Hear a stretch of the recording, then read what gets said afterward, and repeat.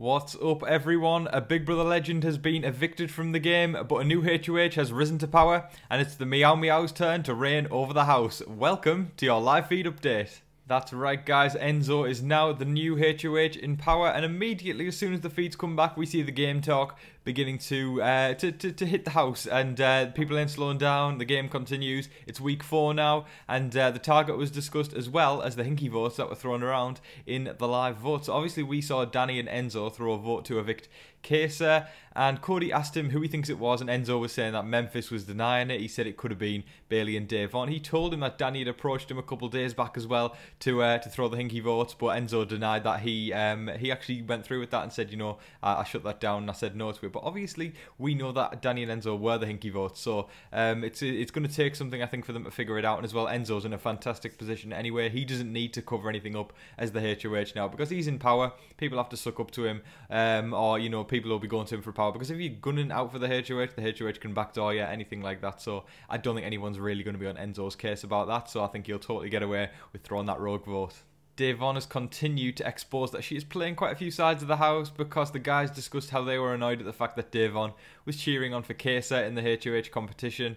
I think it's probably just, you know, friendliness, but I guess, you know, they're taking it to the point where if you're not on the same side as someone, you can't cheer for them, or you can't just say well done and, you know, great job there, Kesa. I think that's too far and a bit too excessive. But you know what? When you're in the house, the paranoia is massive, and every little thing like that can tip you over the edge, and, you know, can make you a bit go doolally and overthink things in the house. So I can understand why they're feeling like that. But at the end of the day, it's just good sportsmanship to be fair. Good sportsmanship to be fair to everyone that's playing in the competition. I think it was pretty predictable to say that Kesa would be the target this week as soon as Enzo won HOH, and if you predicted that, guys, you were right. He is the target. Enzo told Cody that he plans to put Kesa up alongside a pawn, and if Kesa wins the veto, he plans to backdoor Ian.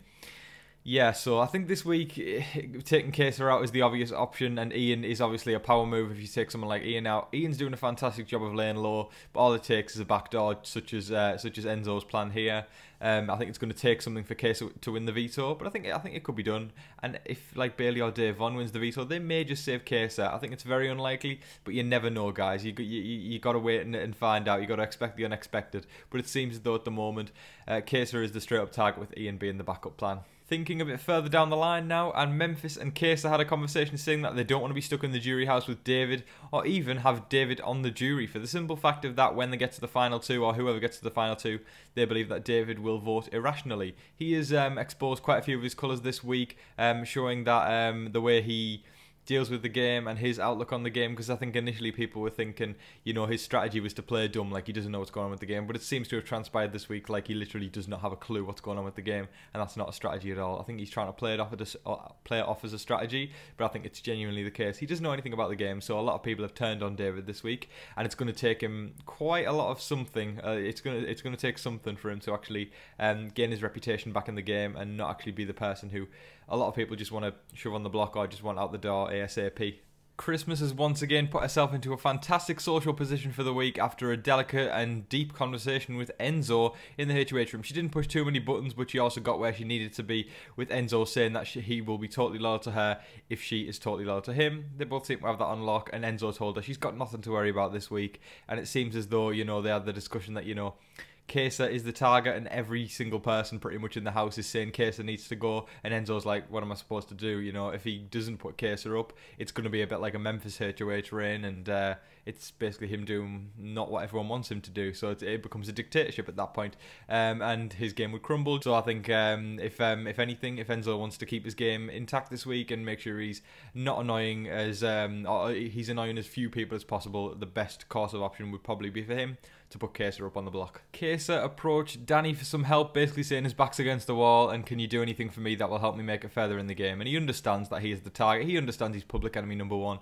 now in the house, so he's doing everything he can to basically try and get a lifeline in the game. So he was talking to Danny, but but Danny told him that she doesn't really speak much game with Enzo, so she doesn't have much influence over that, and I don't think Danny's going to put her game on the line for Kaesa. It just seemed that was the case, really, but I think Danny was trying to reassure him, or fake reassurance anyway, saying that she thinks that David and Kevin will be on the block, and Kaesa, you know, even though his back's against the wall, he was thinking, you know, what's the best of a worst case scenario. He was saying it would be best if he was on the block to be up against David, because they both agree that David has annoyed quite a few people this week and rubbed them up the wrong way, so he thinks that he'd stand a better chance staying against David rather than Kevin. Cody told Ian that he wants Kaesa out this week, and Ian totally understood, you know, the fact that Kaesa had actually been thrown around Cody's name a few weeks on the trot now, so it's totally understandable on his end of things. And he basically also said the fact that if Kaesa, this is what Ian said, if Kaesa is the person to be targeted this week and the whole house is trying to get him out, he's not going to try and ruffle feathers, he's just going to go with the flow, and as a result get that sort of stay low and under the radar so he doesn't get that target on his back. Ian is doing quite a good job of that so far, but at the same time, if Kaesa comes off the block, I think Ian will be heading out the house this week. But they also discussed that, you know, even though David has been brought up as a potential nominee or something along those lines, he still believes that Kaesa should be the one to go, basically, because that's what the house wants. But at the same time, David, they said that they were working with him, or they wanted to work with him up until this point, but after this catastrophic week of David's game, they have decided they no longer want to work with him from this point onwards. That is all of your game talk for today, folks. It was a quick one, as usual as it is on the HOH win night, on the eviction night, because the HOH usually gets crowned quite late on. There's a few hours of game talk, then everyone heads off to bed, and then the day after, that's when the game talk ramps up. So I'm sure it's going to be a good day on the feeds today. But thank you so much for watching, everyone. You are all legends. Thank you so much. Don't forget to like, share, comment, and if you're new around here, subscribe. But thanks for watching, guys. I've been your host, Tom Vasey, and until your next live feed update, good night.